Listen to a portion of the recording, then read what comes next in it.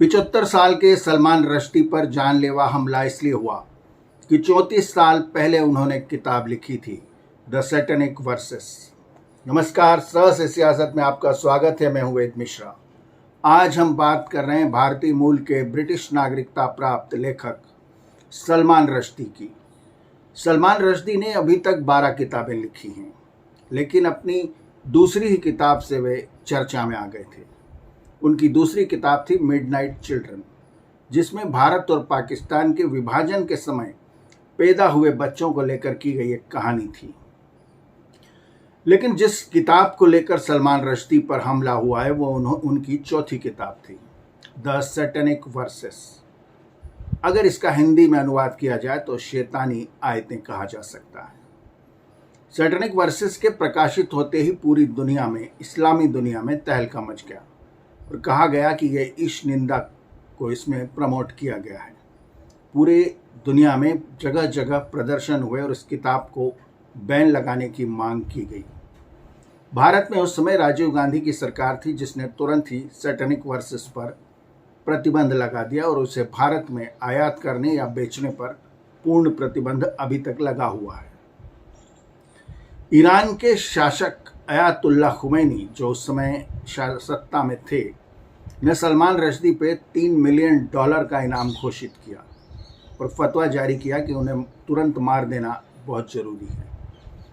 थोड़ी सी चर्चा ईरान की करते हैं।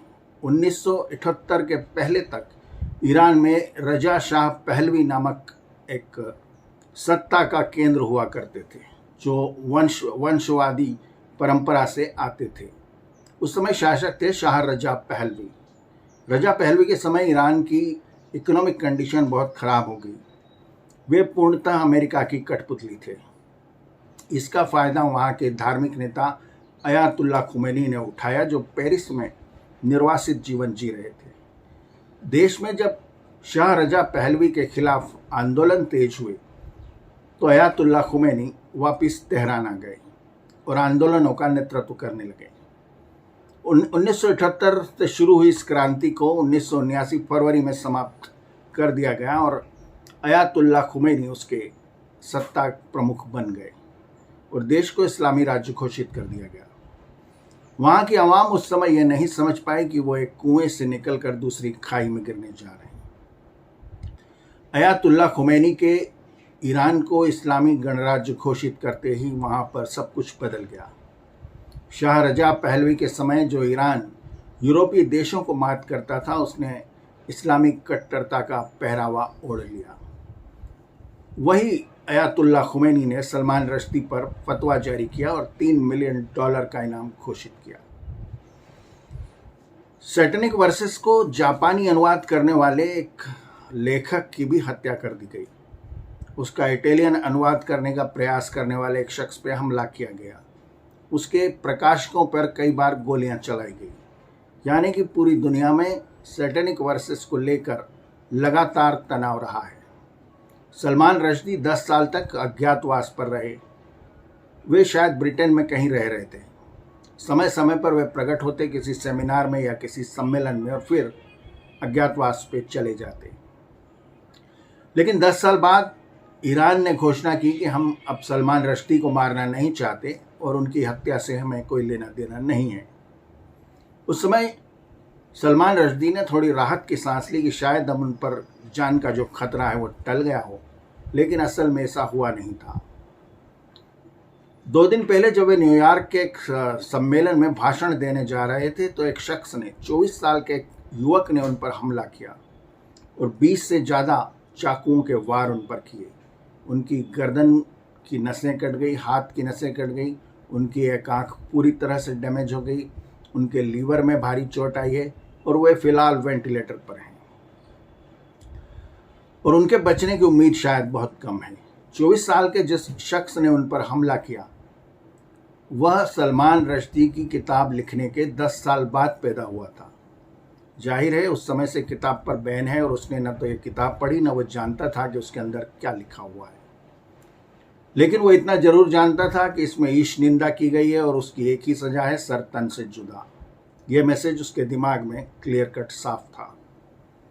सलमान रश्दी पर हुए इस जानलेवा हमले ने फिर से दुनिया को इस्लामी कट्टरता की ओर एक बार फिर से चिंताग्रस्त कर दिया है। विशेष रूप से भारत में जहां नुपुर शर्मा के खिलाफ जो फतवे आए हैं या उनको जो धमकियां दी जा रही है उस पर एक बार फिर से लोगों की नज़रें केंद्रित हो गई हैं। क्योंकि अगर सलमान रश्दी की किताब लिखने के 34 साल बाद उस पर हमला हो सकता है तो फिर नुपुर शर्मा पर जान का खतरा निश्चित रूप से बढ़ गया है। सवाल यह है कि इस तरह की कट्टरता को रोकने का इलाज क्या है। शायद इसके दो इलाज हैं, एक तो मुस्लिम धर्मगुरुओं के पास है और दूसरा सरकार के पास। मुस्लिम धर्मगुरु जो कई स्कॉलर हैं वे इस निंदा पर आसानी से चर्चा करते हैं और उनके खिलाफ कोई फतवे जारी नहीं होते, न उन्हें जान से मारने की धमकी दी जाती है। तो फिर आम नागरिकों, लेखकों और गैर मुस्लिमों के ही खिलाफ इस तरह की बयानबाजी या एक्शन क्यों लिया जाता है।